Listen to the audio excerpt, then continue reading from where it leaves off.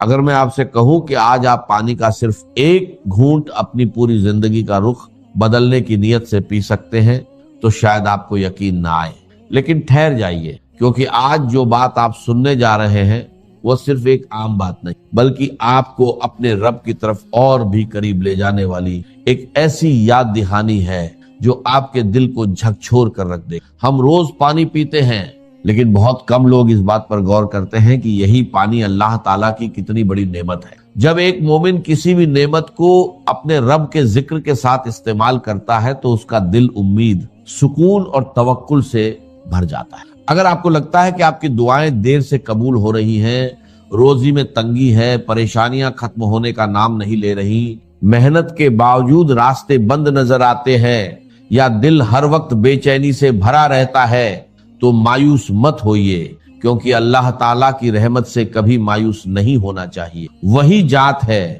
جو ایک لمحے میں حالات بدل سکتی ہے، بند دروازے کھول سکتی ہے اور ناممکن کو ممکن بنا سکتی ہے۔ آج میں آپ کو کسی جادو ٹونے یا غیر شرعی بات کی طرف نہیں، بلکہ اللہ تعالیٰ کے ذکر، سچے یقین، خالص نیت اور دعا کی طاقت کی طرف بلا رہا ہوں۔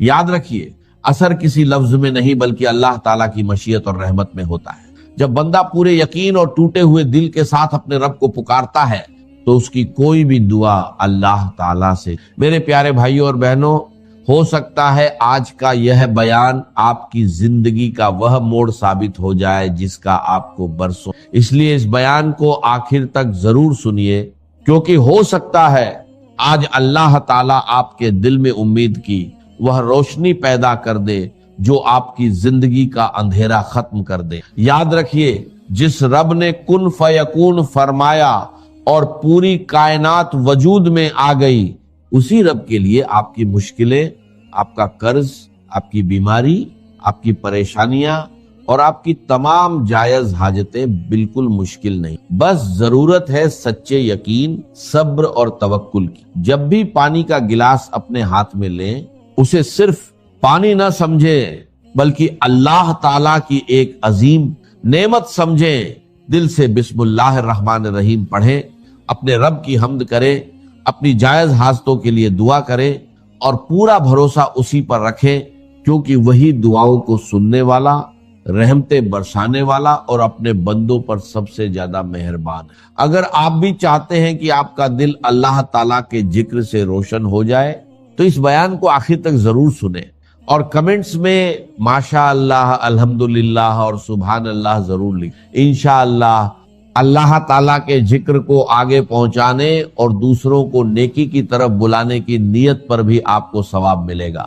اب ذرا اپنے دل سے ایک سوال کیجئے، کیا وجہ ہے کہ کچھ لوگ مشکلوں کے سمندر میں بھی سکون سے رہتے ہیں، جبکہ کچھ لوگوں کے پاس سب کچھ ہونے کے باوجود ان کے دل بے چین رہتے ہیں؟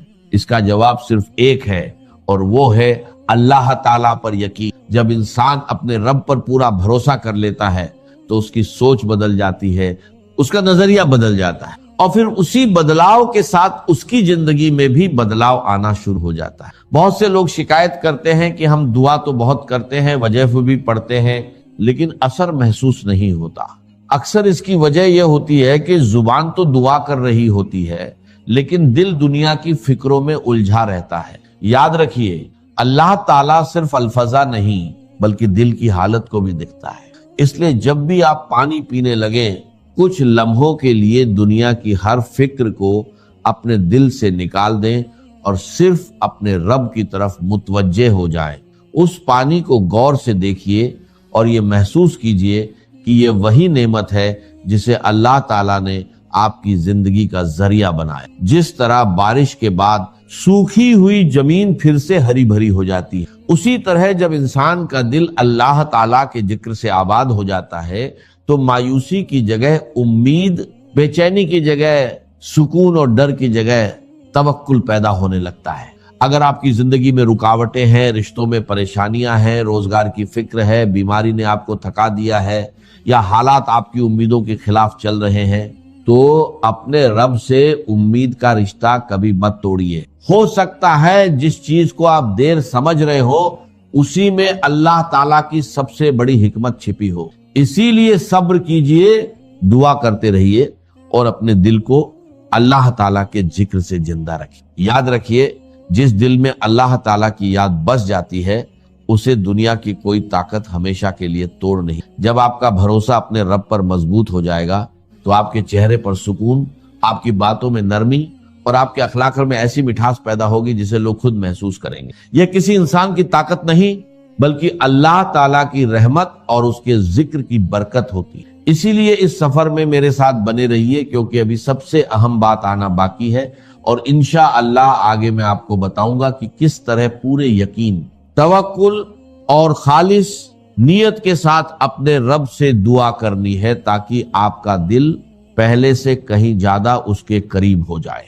अब तक आपने ये समझ लिया होगा कि असली ताकत किसी चीज में नहीं बल्कि अल्लाह ताला पर सच्चे यकीन, तवक्कुल और उसके जिक्र। जब इंसान अपने दिल को दुनियावी डर, मायूसी और बेबसी से खाली करके सिर्फ अपने रब पर भरोसा कर लेता है तो उसकी जिंदगी में ऐसी बरकतें आना शुरू हो जाती हैं जिनका वो पहले सिर्फ तसव्वुर करता था। अगर आपको लगता है कि आपके काम बार बार बिगड़ जाते हैं, मेहनत के बावजूद कामयाबी नहीं मिलती, कारोबार में रुकावट है, रोजगार के दरवाजे बंद हैं, घर में बेचैनी रहती है या हर तरफ से मायूसी ने आपको घेर रखा है, तो सबसे पहले अपने रिश्ते को अल्लाह ताला के साथ मजबूत की, क्योंकि जब बंदा अपने रब के करीब हो जाता है तो उसका दिल मजबूत हो जाता है और वह हर हाल में उम्मीद के साथ आगे बढ़े। जब भी आप पानी पिए पूरे अदब के साथ बिस्मिल्लाहिर्रहमानिर्रहीम पढ़े, अपने दिल में अपनी जायज हाजत को रखें, अल्लाह ताला से गिड़गिड़ा कर दुआ करें और यह यकीन रखें कि वह आपकी हर बात सुन। हो सकता है आपकी दुआ का जवाब उसी वक्त न मिले, लेकिन अल्लाह ताला कभी अपने बंदे की सच्ची पुकार को नजरअंदाज नहीं करता। वो अपने इल्म और हिकमत के मुताबिक सबसे बेहतर फैसला करता है। इसलिए जल्दीबाजी न करें बल्कि सब्र और इस्तिकामत के साथ अपने रब से जुड़े रहे। याद रखिए, जिस इंसान का दिल अल्लाह ताला के जिक्र से रोशन हो जाता है उसके चेहरे पर सुकून, उसकी बातों में असर और उसके किरदार में ऐसी खूबसूरती आ जाती है जिसे लोग खुद महसूस करने लगते हैं। यही असली दौलत है, यही असली कामयाबी है और यही वो नेमत है जो इंसान को दुनिया और आखिरत दोनों में सरफराज कर। अगर आप चाहते हैं कि आपके घर में बरकत हो, आपके दिल को सुकून मिले, आपकी जायज दुआओं की कबूलियत के रास्ते आसान हो और आपका रिश्ता अपने रब के साथ पहले से कहीं ज्यादा मजबूत हो जाए, तो अल्लाह ताला के जिक्र को अपनी रोजमर्रा की जिंदगी का हिस्सा बना लीजिए। यकीन मानिए, जो इंसान हर हाल में अपने रब को याद रखता है, अल्लाह ताला भी उसे कभी अकेला नहीं छोड़ता। इसलिए इस बयान को आखिर तक जरूर सुनिए, क्योंकि सबसे अहम बात और वह अमल जिसे आपको पूरी तवज्जो और सही तरीके से करना है अब अगले हिस्से में आने वाला है। और अब वो अहम हिस्सा आ गया है जिसका आप शुरू से इंतजार कर। सबसे पहले अपने दिल को हर तरह की नफरत, बदगुमानी और दुनिया की फिक्रों से खाली कर दी, क्योंकि अल्लाह ताला के सामने वही दुआ ज्यादा खूबसूरत होती है जो टूटे हुए दिल, खालिस नियत और मुकम्मल तवक्कुल। जब भी आपको प्यास लगे या आप पानी पीने लगे, गिलास को अपने दाहिने हाथ में पकड़े, बिस्मिल्लाहिर्रहमानिर्रहीम पढ़े, कुछ लम्हों के लिए अपनी निगाह पानी पर रखें और पूरे यकीन के साथ अपने रब से अपनी जायज हाजत के लिए दुआ करें। ये समझिए कि आप उस जात से बात कर रहे हैं जो आपकी हर आवाज सुनती है, आपके दिल का हर राज्य जानती है और आपकी शहरत से भी ज्यादा करीब। अपनी परेशानी, अपना दर्द, अपना कर्ज, अपनी बीमारी, अपनी रोजी, अपनी औलाद,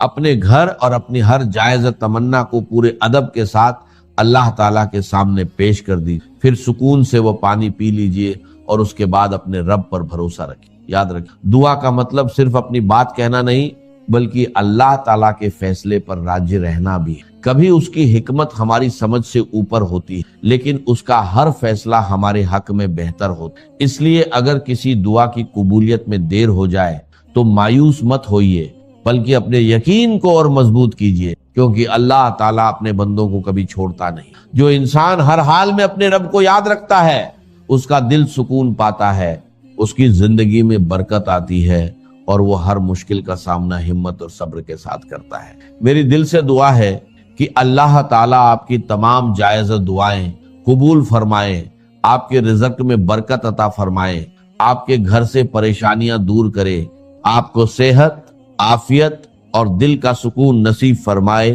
آپ کی مشکلوں کو آسانی میں بدل دے اور آپ کو ہمیشہ اپنی رحمت اور حفاظت میں رکھے۔ اگر آپ کو یہ بیان پسند آیا اور آپ نے اسے آخر تک سنا تو کمنٹ میں اپنا نام ضرور لکھیں اور ماشاء اللہ، الحمدللہ اور سبحان اللہ لکھ کر اللہ تعالیٰ کے ذکر کو آگے پہنچانے میں حصہ بنے۔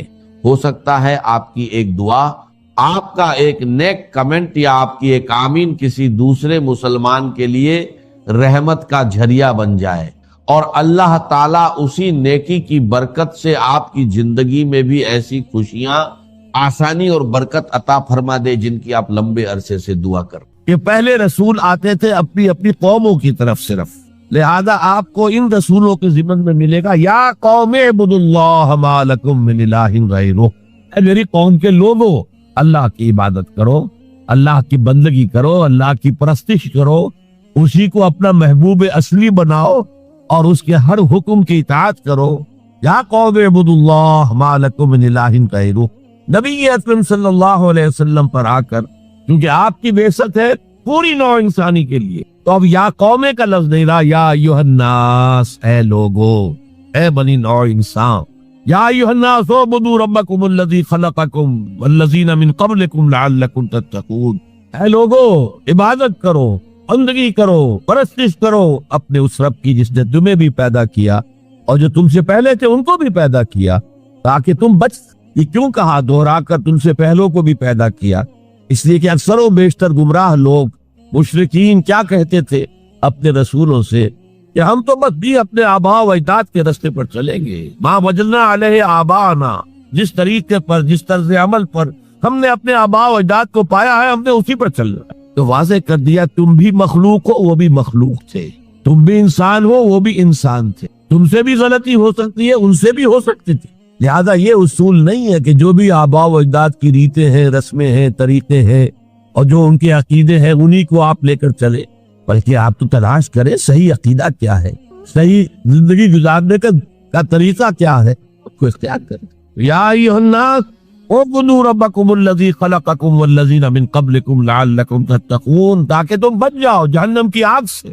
یہ جو میں نے بتایا کہ اطاعت کلی، ہمہ کل، ہمہ وقت، ہمہ وجوہ، جزوی اطاعت نہیں، بس یہ ذرا نوٹ آف کاشن ہے۔ اگر ہم اللہ کا ایک حکم مانیں گے ایک نہیں مانیں گے، یہ جزوی اطاعت ہے، یہ اللہ کو قبول نہیں ہے۔ اللہ کی طرف سے تو یوں سمجھیے کہ پیکج ڈیل ہے، ٹیک اٹ اور لیو اٹ، لینا ہے تو پورا لو ورنہ دفع ہو دو۔ اللہ کو تمہاری ضرورت نہیں ہے، تمہیں اللہ کی ضرورت۔ یا ایھا الذین آمنوا ادخلوا فی السلم کافۃ، اے ایمان والو اسلام میں داخل ہونا ہے تو پورے کے پورے، ادھورے نہیں۔ اور سورہ بقرہ کی آیت نمبر 85 کے اندر تو جو وعید آئی ہے، افتؤمنون ببعض الکتاب وتکفرون ببعض، کیا تم ہماری کتاب، ہماری شریعت کے کچھ حصے کو مانتے ہو اور کچھ کو رد کرتے ہو؟ فما جزاء من یفعل ذلک منکم، تو جو کوئی بھی تم میں سے یہ روش اختیار کریں گے ان کی کوئی سزا اس کے سوا نہیں ہے، کان کھول کر سنیے، ان کی کوئی سزا اس کے سوا نہیں ہے کہ دنیا میں ذلیل و خوار کر دیے جائے اور قیامت کے دن یردون الی اشد العذاب، شدید ترین عذاب میں دھونک دیے جائیں۔ وما اللہ بغافل عما تعملون، اللہ غافل نہیں ہے، بے خبر نہیں ہے، لائن نہیں ہے اس سے کہ جو تم کر رہے۔ تم اپنی داڑھیوں کے طول سے اللہ کو دھوکہ نہیں دے سکتے، تم اپنے پاجاموں کو ٹخنوں سے اوپر رکھے اللہ کو دھوکہ نہیں دے سکتے کہ تم بہت متبع رسول ہو، تم اپنے عمروں اور حجوں سے اللہ کو دھوکہ نہیں دے سکتے۔ اللہ حرام کی کمائی سے حج کیا ہے، حرام کی کمائی سے عمرہ کیا ہے، تو یہ جو جزوی اطاعت کی کوئی اطاعت نہیں، اللہ کو قبول نہیں ہے۔ آدمی سوچتا ہے کہ چلیے میں نے یہ کام اچھے کیے، یہ برے کیے، مجھے اچھے کاموں کا کچھ کریڈٹ بھی تو ملنا چاہیے نا، لیکن نہیں، اللہ کہتا ہے جزوی اطاعت منہ پر دے ماری جائے۔ اور جو دنیا کی سزا ہے وہ تو ہم اپنی آنکھوں سے دیکھ رہے ہیں، 130، 140 یا 150 کروڑ مسلمان دنیا میں، ذرا اندازہ کیجیے۔ لیکن ہماری رائے کی کوئی اہمیت ہے؟ بین الاقوامی معاملات میں کوئی ہم سے مشورہ لیتا ہے کہ آپ کا کیا خیال ہے؟ کس نمی پرست کے بھیا کیستی، ایسے بھی ملک سے کہنا چاہیے اب تو ان کا حال پتلا ہے، دولت کے انبار تھے ان کے پاس، لیکن ان کا مذاق اڑتا تھا مغربی ممالک، وہ چاہے سعودی بادشاہ ہو اور چاہے وہ UAE کے امیر ہو، مذاق ہی اڑتا تھا، کوئی حیثیت نہیں۔ حالانکہ کتنا بڑا رقبہ ہے انڈونیشیا کے آخری جزیروں سے لے کر موریتانیہ تک، سالڈ اسلامی آبادی، مسلمان آبادی۔ آپ کہیں گے کہ یہ بھارت جو ہے اس میں تو اکثریت تو نہیں ہے، لیکن 15 کروڑ یا 18 کروڑ تو آدمی یہاں موجود ہے، لیکن کوئی عزت، کوئی حیثیت دنیاوی بین الاقوامی سطح پر۔ بہرحال یہاں بھی ہے لوگ، کھاتے پیتے لوگ ہیں، ان کی اپنی کچھ عزت ہے اپنے معاشرے کے اندر، لیکن بحیثیت امت، بحیثیت قوم کیا حیثیت ہے ہماری؟ وَإِلَّا خِزْيٌ فِي الْحَيَاةِ الدُّنْيَا، وہ تو ہماری نگاہوں کے سامنے موجود ہے۔ اب قیامت کے دن کے بارے میں جو دھمکی اللہ نے دی ہے، وَيَوْمَ الْقِيَامَةِ يُرَدُّونَ إِلَىٰ أَشَدِّ الْعَذَابِ، قیامت کے دن شدید ترین عذاب میں جھونک دوں گا۔ اس پر اللہ سے معافی طلب کی جا سکتی ہے، دعائی کی جا سکتی ہے، اللہ ہم پر رحم فرمائی۔ یہ میں نے آپ کے سامنے رکھا ہے فارمولہ، اللہ کی اطاعت جمع اللہ کی محبت، they go to make عبادت۔ یہی دو الفاظ آتے ہیں اللہ کے رسول کے لیے بھی صلی اللہ علیہ وسلم۔ اللہ کے رسول کی اطاعت، یہ جو اسلام کا بنیادی تقاضا ہے، اطیعوا اللہ واطیعوا الرسول فإن تولوا فإن اللہ لا يحب الکافرین، اطاعت کرو اللہ کی، اطاعت کرو رسول کی۔ پھر اگر یہ منہ موڑ لے تو اللہ کو ایسے کافر بالکل پسند نہیں، تو کفر کا فتویٰ ہو رہا۔ لیکن اللہ کے رسول کی اطاعت کے ساتھ محبت کو جمع کیجئے۔ میں نے ابھی آپ کو حدیث سنائی ہے، حضور نے فرمایا لا یؤمن احدکم حتی اکون احب الیہ من والدہ وولدہ والناس اجمعین، تم میں سے کوئی شخص مومن ہو ہی نہیں سکتا جب تک کہ میں اسے محبوب تر نہ ہو جاؤں، اپنے باپ سے، اپنے بیٹے سے اور تمام انسان سے۔ تو اللہ کے رسول کی اطاعت جمع اس کی محبت۔ اس محبت کے ضمن میں ایک واقعہ یاد آیا جس سے اندازہ ہوگا کہ کس قدر اپنائیت تھی، کتنا قرب تھا حضور کے اور حضرت عمر فاروق رضی اللہ تعالیٰ عنہ کی مابین۔ ایک مرتبہ حضور دریافت کرتے ہیں حضرت عمر سے، عمر تمہیں مجھ سے کتنی محبت ہے؟ اب آپ سوچئے، ذرا سا بھی مغایرت کا باریک سا پردہ بھی اگر کہیں ہو تو کیا یہ سوال کیا جا سکتا؟ تو انتہائی قریبی شخص سے ہی کیا جائے گا، تمہیں مجھ سے کتنی محبت ہے؟ عرض کیا آپ مجھے دنیا کے ہر انسان سے بڑھ کر عزیز، فرمایا اور اپنی جان سے۔ اب ذرا سا توقف کیا حضرت عمر نے، الان ہاں اب میں یہ بھی کہتا ہوں کہ آپ مجھے میری جان سے زیادہ عزیز۔ تو حضور نے فرمایا اب آئے ہو مقام مطلوب پر۔ تو رسول کی اطاعت جمع محبت، اس کا نام ہے اتباع، پیروی کرنا۔ فرق کیا ہے؟ اطاعت کی جاتی ہے حکم کی، اور پیروی کی جاتی کسی کے نقش قدم کی، چاہے اس کے حکم دیا ہو چاہے نہ دیا ہو، جو وہ کرتا ہو کرنا، یہ ہے اتباع۔ یہ اطاعت سے بہت بلند سے ہو گئی۔ مثال کے طور پر یہ چھوٹی چھوٹی مثالیں، اصل اتباع کیا ہے وہ میں بعد میں کروں۔ کوئی ایک صحابی بدو باہر سے آئے، ایک ہی دفعہ حضور کو دیکھا، حضور اس وقت اس حالت میں تھے کہ آپ کے بٹن جو ہے پھلے ہوئے تھے گریبان، انہوں نے پھر ساری عمر اپنے گریبان کے بٹن نہیں لگائے۔ میں نے اللہ کے رسول کو اس حال میں دیکھا ہے، میں تو ان کی پیروی کروں گا، حضور نے کوئی حکم تو نہیں دیا تھا۔ تو یہ جو محبت، شدید محبت کے تحت جو بات آئے گی اس کا نام اتباع، اور اس اتباع کا مقام کیا ہے وہ آیت میں سنا چکا ہوں آپ کو۔ قُلْ إِن كُنتُمْ تُحِبُّونَ اللَّهَ فَاتَّبِعُونِي يُحْبِبْكُمُ اللَّهُ، اے نبی اسے کہہ دیجئے اگر تم اللہ سے محبت کرتے ہو تو میرا اتباع کرو، میرے نقش قدم پر چلو، میری پیروی کرو، اللہ تم سے محبت کرے گا، تم اللہ کے محب نہیں محبوب بن جاؤ۔ اور اگر کہیں کوئی لغزش ہو گئی، کوئی خطا ہو گئی، کہیں جذبات کی رو میں بہہ کر کوئی گناہ کر بیٹھے تو اللہ معاف فرما دے گا، اللہ بڑا غفور ہے، اللہ بڑا رحیم۔ مطلب یہ کہ راستہ تم نے یہ طے کر لیا کہ چلنا مجھے محمد کے پیچھے ہے صلی اللہ علیہ وسلم۔ اب چلتے چلتے کبھی پاؤں پھسل گیا، کہیں گر گئے، کوئی بات نہیں، اٹھو فوراً توبہ کرو اور آگے بڑھو۔ تو خطا اگر ہوتی جائے گی، کہیں لغزش ہو جائے، کہیں چلتے چلتے پاؤں پھسل جائے کیچڑ میں، یا کوئی کیلے کا چھلکا آ گیا پاؤں تلے، گر گئے، کوئی حرج نہیں، اٹھو دوبارہ، لیکن نقش قدم جو ہے محمد کا صلی اللہ علیہ وسلم اس پر چلنا۔ یہ اس اتباع کا ذکر آیا ہے سورہ اعراف کی ان آیات میں۔ آپ کو معلوم ہے کہ حضرت موسیٰ علیہ السلام کو جب تورات پر طلب کیا گیا تو کوہ طور پر تورات دینے کے لیے، تو پہلے 30 دن کے لیے بلایا تھا، پھر 10 دن کا اور اضافہ کر دیا گیا، 40 دن ہو گئے۔ فَتَمَّتْ مِيقَاتُ رَبِّكَ 40 لَيْلَةً۔ اس اسنا میں پیچھے فتنے میں مبتلا ہو گئے بنی اسرائیل۔ سامری اس نے ڈھونگ رچایا اور ایک بچڑا جو ہے وہ سونے چاندی کا بنایا وہ بچڑا ڈھال کر کھڑا کر دیا، اس میں سے کوئی تھوڑی سی آواز بھی نکلتی تھی، کوئی ایسی ہے کہ ہوا گزرتی تھی تو آواز سے آتی تھی۔ کہا یہ ہے تمہارا الہ۔ یہ تو موسیٰ تو بھول گیا کہاں گیا ہے، کوہ طور کے اوپر کس خدا سے ملنے گیا ہے، خدا تو یہ۔ اور بنی اسرائیل کے بہت سے لوگ اس فریب میں آ گئے اور بچڑے کی پوجا کرتے۔ اب جب حضرت موسیٰ آئے، اور آپ کو معلوم ہے حضرت موسیٰ کا مزاج جلالی تھا، وہ पत्थर की तख्तियां लेकर आए थे कि जिन पर कोहे तूर पर अल्लाह ताला ने अपने अहकाम अशरा जो है 10 कमांडमेंट्स मशहूर वो कंधा करके आपको दिए थे, वो हाथ में लेकर आए। यहाँ मालूम हुआ ये सूरत पेश आ रही। फालकल अल्लाह, वो तख्तियां तो आपने जमीन में डाली और फिर जो एहतिसाब किया है, पहले तो अपने भाई हजरत हारून का, उनकी दाढ़ी के बाल पकड़े, उनके सर के बाल पकड़े और खींचा अपनी तरफ। उसने कहा कि भाई मुझे जलील न करो लोगों के सामने। मैंने इन्हें रोका लेकिन ये तो मुझे कत्ल करने पर तुल गए थे और मुझे अंदेशा ये हुआ कि कहीं आप वापस आकर ये न कहें अनफर्रक़्ता बैन बनी इसराइल, कि तुमने जो बनी इसराइल के दरमियान तफरका पैदा कर दिया। तो मैंने कहा आप ही वापस आकर निपटे। अब पहली बात नोट कीजिए, तारीख इंसानी का ये अजीम वाकया, कई हजार यहूदी अपने अपने कबीले के लोगों के हाथों ज़िबह किए गए। अल्लाह ताला ने हुक्म दिया और हजरत मूसा ने वो हुक्म दिया, अल्लाह का हुक्म मूसा ने पहुंचाया कि 12 कबीले में हर कबीले के जिन लोगों ने ये हरकत की है उनको उसी कबीले के लोग अपने हाथ से ज़िबह करें। अब ये बहुत बड़ी तौबा थी, बहुत बड़ी तौबा थी, बहुत बड़ी तौबा थी, अपने कबीले के लोगों को कत्ल कर देना। फिर वो 70 नुमाइंदे लेकर तमाम जो बड़े लोग थे वो तूर पर हाजिर, इज्तिमाई तौर पर अल्लाह से अफ़्व दरगुजर की दरख्वास्त की तरफ। वहां अल्लाह ने जबरदस्त ज़लज़ला भेज दिया। महसूस हुआ अब सब हलाक हो जाएंगे। हजरत मूसा ने कहा परवरदिगार तू चाहता तो मुझे और इस कौम को पहले ही हलाक करते था, तू हमें निकाल कर लाया है आले फिरौन के पंजों से, तूने हमें निजात दी है, तो परवरदिगार हमारे लिए अपनी रहमत तय कर दे, लिख दे, फक्तुब लना, हमारे लिए तय कर दे, लिख दे अपनी रहमत।